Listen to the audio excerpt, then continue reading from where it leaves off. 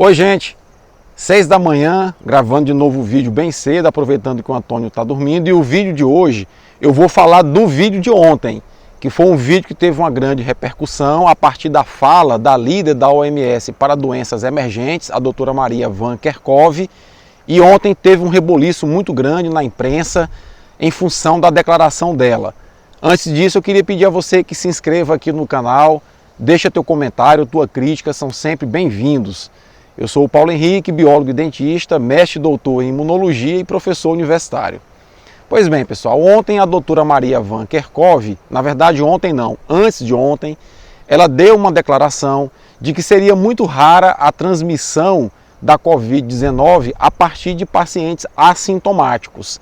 Essa notícia rapidamente ganhou o mundo, a fala dela foi exatamente essa, e eu coloquei inclusive um vídeo ontem aqui no canal, e na descrição do vídeo eu coloquei duas matérias de veículos internacionais, já que algumas pessoas no Brasil não estão confiando muito nos meios de comunicação brasileiros. Mas eu queria, antes de me reportar a esse vídeo, deixar com vocês uma questão no ar. A politização da Covid-19 está extraordinariamente grande.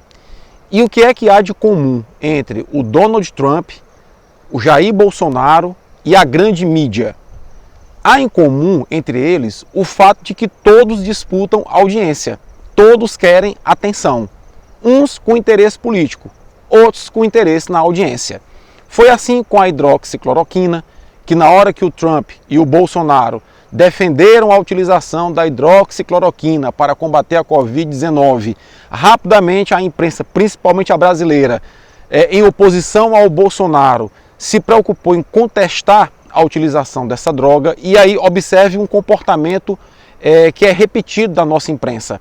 Eles chamam apenas especialistas para assumir a posição que interessa ao veículo de comunicação. Eles não chamam o contraponto, tá certo? E se repetiu ontem com a fala da doutora Maria Van Kerkhove. Por quê? Porque a fala dela implicou, de alguma forma, na percepção de que as pessoas assintomáticas transmitindo raramente a doença, se poderia pensar numa flexibilização do isolamento social e na adoção de um isolamento mais vertical, mais direcionado ao grupo dos sintomáticos. Gente, rapidamente isso ganhou o mundo.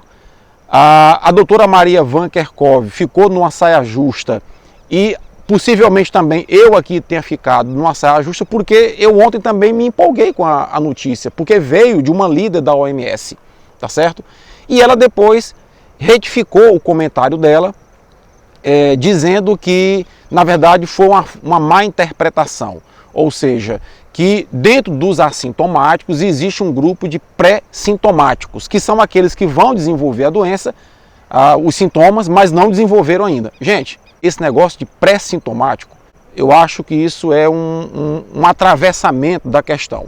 Porque o que é um pré-sintomático pela definição? O pré-sintomático é aquela pessoa que não tem os sintomas da doença, mas que vai desenvolver os sintomas daqui a alguns dias. Ora, se a pessoa não tem sintomas da doença, ela é assintomática. Eu só posso classificá-la como uma pessoa sintomática depois que ela desenvolver a doença. E a própria definição de pré-sintomático, ela só é possível se você observar que um assintomático em algum momento desenvolve a doença. Então, isso é uma filigrana, isso é um acolchambramento da história que soa muito mal e só causa confusão na cabeça das pessoas. É por isso que desde o início da pandemia, aqui no canal, e várias pessoas pelo mundo afora também, têm adotado a classificação: quem não tem sintoma é assintomático, quem tem sintoma é sintomático. E é óbvio que todo mundo que algum dia tiver sintoma para alguma doença, vai passar uma fase assintomática da doença. Eu quero colocar aqui para vocês uma coisa. Existem duas definições em saúde, que é período pré-patente, tá certo? E uma outra definição também importante em saúde, né, é o período de incubação. O que é o período de incubação? Começando por ele. É o período que compreende desde o momento que a pessoa se contamina até o momento que ela vai manifestar os primeiros sintomas. Esse é o chamado período de incubação, que no caso da Covid-19 já se estabeleceu que é algo em torno de 2 semanas. O que é o período pré-patente? O período pré-patente é aquele período que vai do momento que a pessoa contrai a infecção, o vírus, até o momento que as primeiras formas do vírus são detectáveis por exames. Esse é o chamado período pré-patente, que ele pode coincidir ou não com o período de incubação. Pois bem, nesse sentido, toda pessoa que pegar Covid-19, 100% delas, todo mundo que pegar Covid-19, vai inicialmente não ter sintomas. Vai estar na fase assintomática. Algumas pessoas jamais vão desenvolver sintomas, ou vão desenvolver sintomas muito leves, às vezes imperceptíveis, e outras vão desenvolver sintomas. Então, a classificação de pré-sintomático, ela me parece que ela apenas confunde tanto que a líder da OMS deu uma declaração se referindo às pessoas verdadeiramente assintomáticas e foi mal interpretada. Inclusive por mim, que peguei, se você pegar o vídeo que eu coloquei ontem, exclusivamente a fala dela. A fala dela foi muito clara. As pessoas que são verdadeiramente assintomáticas ou assintomáticas, ela não usou a palavra verdadeiramente, ela disse, as pessoas assintomáticas raramente transmitem a doença. Pois bem, todos os estudos publicados até hoje dão conta que a maior transmissão, o maior percentual de transmissão se dá pela pessoa sintomática, que algum dia já foi assintomática. Eu posso pegar Covid, o vírus hoje, passar uma semana sem sintomas, eu estou assintomático. E na hora que eu desenvolver os sintomas, eu me transformo em sintomático. Então, esse sintomático é a pessoa que mais transmite a doença. O que os caras argumentaram foi que o pré-sintomático é aquele que está com o vírus, mas não tem os sintomas. Mas que 2 ou 3 dias antes dele desenvolver os sintomas, ele está com uma carga viral tão grande, mas tão grande, que ele transmite rapidamente a doença. Olha só, é muito difícil você categorizar, ou desmembrar, ou separar, ou classificar os assintomáticos em assintomático verdadeiro e pré-sintomático. Não tem como saber isso daí, pelo menos no momento, não tem nenhum estudo que aponte como fazer isso. O que se sabe é que quando a pessoa passa a ter sintomas, ou 2 ou 3 dias antes dela passar a ter sintomas, ela está transmitindo o vírus. Então, se na maioria das vezes as pessoas assintomáticas não transmitem a doença, eu acho que é razoável a fala da doutora Maria Van Kerkhove, que foi mal interpretada, eu inclusive reconheço que mal interpretei a fala dela, é razoável dizer que o grupo de assintomático, independentemente dele ser assintomático ou pré-sintomático, mas o assintomático transmite menos a doença. Transmite. Talvez a expressão raramente transmite é que tenha causado um grande impacto. Mas aí eu chamo a atenção para um fato. Rapidamente, a assessoria do Bolsonaro se apressou em dizer essa fala da OMS. E aí entenda que para o Bolsonaro, a OMS ela é usada como referência quando convém a ele. A mesma coisa acontece com o Trump. A imprensa, por sua vez, tudo aquilo que o Bolsonaro falar, a imprensa vai bater contra e não leva o contraponto da fala dele, né? Então isso para a Covid-19 é com certeza o maior mal que está acontecendo no Brasil. Talvez em nenhum país do mundo a polarização política em torno da Covid-19 seja tão grande quanto no Brasil, e isso, repito, é muito mal para a evolução da doença no Brasil. Então, houve muita politização e há muita politização em relação à pandemia de Covid-19. O que é que eu entendo na compreensão que eu tenho do tema? Que a partir dessa fala da Maria Van Kerkhove, ela jogou luz num tema. Qual o tema? Que quem transmite mais a doença são os sintomáticos. E os assintomáticos transmitem menos a doença. Então, na minha concepção, o que é que o Ministério da Saúde devia fazer? A partir dessa luz jogada pela doutora Maria Van Kerkhove, o Ministério da Saúde deveria rapidamente adquirir kits de testagem e montar uma estrutura de testagem da população sintomática. Porque não tem como você testar em massa a população num país continental como o Brasil, embora a gente teste muito pouco.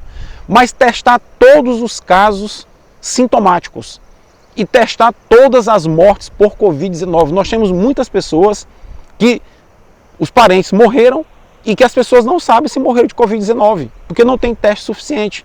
Isso ainda acontece no Brasil. A partir da confirmação de que aquele indivíduo que tem sintomas de Covid tem realmente Covid, ou seja, é um sintomático clássico, isola aquele indivíduo e testa todos os contatos que ele teve nos últimos 14 dias, isolando também esses contatos. Isso é o que a maior parte dos países do mundo fez e que o Brasil não faz. Então, eu acho que a fala da Maria Van Kerkhove foi nessa linha de dizer, olha, é importante vocês testarem os sintomáticos, porque os assintomáticos transmitem menos a doença. Isso foi amplamente deturpado. E tanto a imprensa como os políticos utilizaram dessa fala para poder ganhar espaço. Lembro a vocês, e aí é um ponto, o vídeo está ficando um pouco longo, mas eu lembro a vocês uma questão que eu vou tentar explicar aqui de uma maneira bem simples, porque tem muitas pessoas que não são da área da saúde, muito menos da área de imunologia.